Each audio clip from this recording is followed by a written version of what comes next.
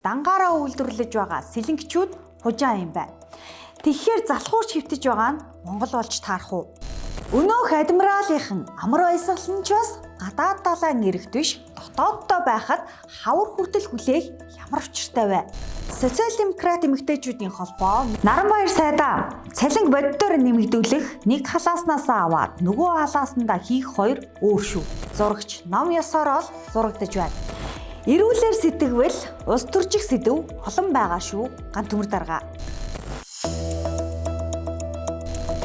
Сүрэг хүчин байгаарэ гэсэн ард түмний итгэлийг эвдэж Монгол Ардын намын магнит торгон хүнжил толгой шургуулад 10 сар хэвтээд бие үнэлэгчийг хөөгдсөн арчилсан намын экс дарга Луугаан төмөр чуулган байнгын хороодын хуралдаа суулгүй луунжиж явсаар гинэт сая сэрж байна. Сүүлийн үед цус шинжээчид шууд 2 цэдмээрээ эрдэмтгийн харж генийн төвшөнд шиншилдэг болж эрүү амаа зуурч байгаад сэлэнгийн ард түмнийг хятад цустай хүмүүс гэж тоглосон шинжгүй хэлж байна.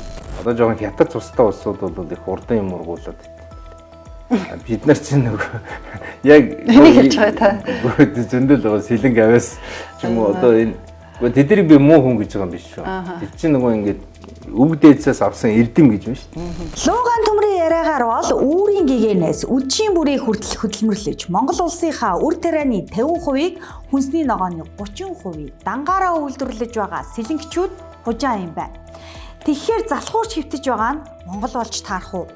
Сэлэнгийн ард түмэн хөлс хөдөлмөрөө хөрсөн чингээж хүнс үйлдвэрлэдэг баялаг бүтээгчид болохоос албан тушаал горилогчдын амны алдаа голооны бас биш.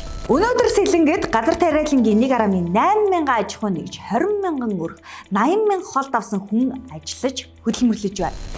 Ирүүлэр сэтгэгвэл ус төрчих сэдв олон байгаа шүү. Ган төмөр дарга. Ингэж бас бид бүхний нэр хүндэд халж байгаад бол бид бүхэн маш их бухимдалтай байна. Тийм болохоор одоо албан ёсныхоо цахим хуудасаар сэлэнгийн ард түмнээс одоо уушлах бол бид бүхэн бол шаардж байна. Тарих оюун, сэтгэл зүрх, гар хөлөөрөө хөдөлмөрлөж ургуулж байгаа сэлэнгчүүдээс албан ёсоор уучлал гуйхыг шаардаж байна. Сар шинийн баяртай давхцуулаад социал-демократ эмэгтэйчүүдийн холбоо нийслэлийн намын даргын санал суудлын хэрүүл маргаан эдүрнэж байна. 3 үсэгтэй газрынхан ч ан мангүй ач тач үзэж хөгшин залуугүй хуугаар нь гүйцэтгэх ажиллагаа явуулж тоогийн даргыг яг 100 сая төгрөг гардан авч байгаа тоогүй үед нь саатуулсан байна. Булган туяаг үндсэн хууль зөрчсөн гих үндслээр цагтаа тагнуул шалгаж хөлийн хориг тавьсан тул Монгол Ардын нам эмэгтэйчүүдийн холбооны дараагийн дарга энэ бэм гарагт сонгоно. Гэхдээ хурал хуугаасаа өмнө дараагийн дарга нь бол томилогдчихсан юм байна. Зурагч ном ёсоор л зурагдаж байна. Дараагийн даргаад улсын хурлын гишүүн үүрийн туяаг дэмж гисэн намын ах нарын бодлогын чиглэл ирсэн тухай зарим гишүүд ярьж байна. Говьсөнбөр аймгаас шууд Орхон аймаг дахь Сод Монгол группийн захирал Эрдэнэ төвлөрийн тамгын дарга санхүүгийн газрын захирал хүртэл тохон томилогдож алтан ширээн дээр хөлбөрч яваа үүрийн туяаг аатай гэртэй байна. Хөлийн хоорондох голын машин хөл бөмбөгийн холбооны ерөнхийлөгч ерөнхий сайдын зөвлөх Андозар том байна. Харин нийслэлийн Монгол Ардын нам одоогоор Нямбатарт байгаа. Хурал болтол хотын дарга маань эрүү амаа мэдэж хэрүүл тэнцлээ багасгаж сонгоноос хамтдаа хөдөлцөж яваа гишүүд нь орлогч нар нь хот дээр ирэх галыг өөрсдрүүгээ татаж өртгөөр талд хувааж авсан ч унган зан тавигдахгүй байна. Улс доторх улс болсон нийслэлийн намын дарга хотын даргын суудлын төлөө жанлав цогцол уншуулж яваа хүмүүс ч олон байна.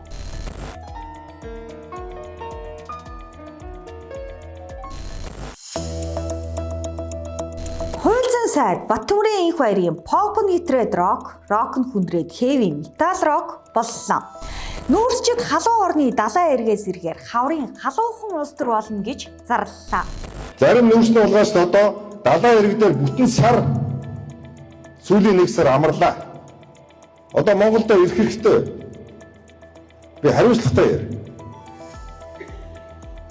Халуухан хавар болох байх гэж бодож байна. Хэрэгээ гарахаар түмний нүдэн дээр гарч ирж хэрэг яриад зорилгоо биелүүлсэний дараа бүлэгцэлэгдэг улс төрчийн попрол энэ салбарыг бүхлээр нь навс унгаж байна. Энх баяр хууль зүйн сайдаар 2 дахь удаага томилогдсон.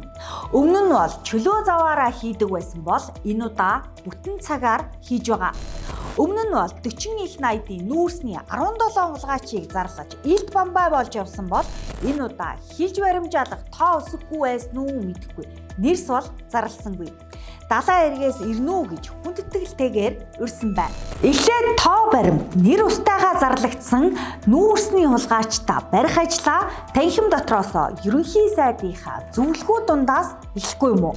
Энх баяр сайдаа ажнаа химээх морь биш хүн Батэрдэн жижиг таван толгой химээх орон нутгийн өмчит компанид хэрхэн эзэн суусан архив баримтаа устгаж алга болоод далайн эрэг түш өмнгийн говь зандан даргын хажууд тохоо түшээд сууж байна.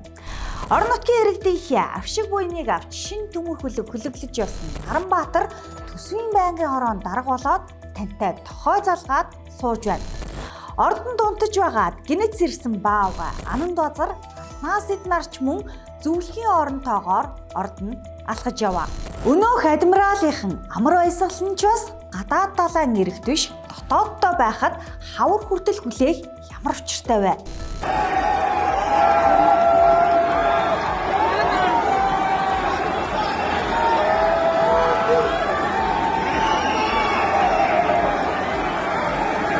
Жавар тачигсан өвлийн хүүтэнд нүүрсний хулгайчтай зарл гэсэн түмэн олны урд 17 нэр зарлаж өргсөн ч хариуцлага нэхэх хүн алга.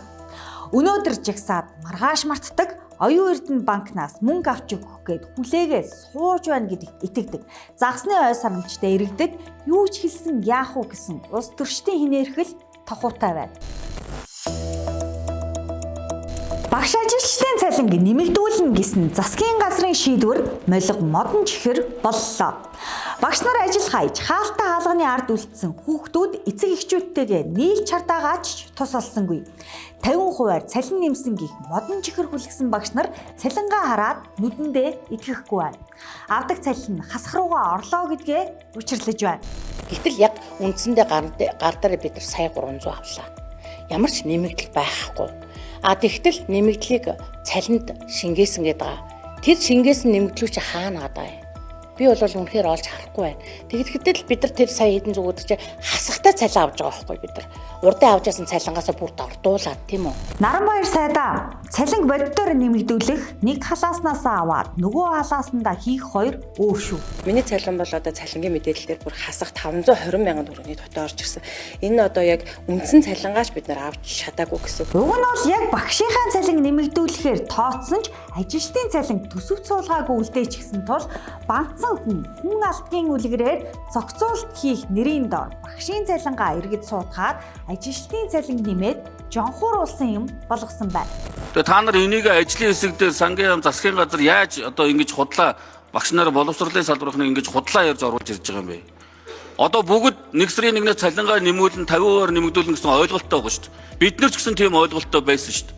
Гэтэл одоо энэ дагж байгаа тогтоолоор бол зөвхөн багш нарыг 50% нэмэгдээд салбарын ажилтнуудын цалин бол нэмэгдэхгүйгээр ингэж орж ирж штэ.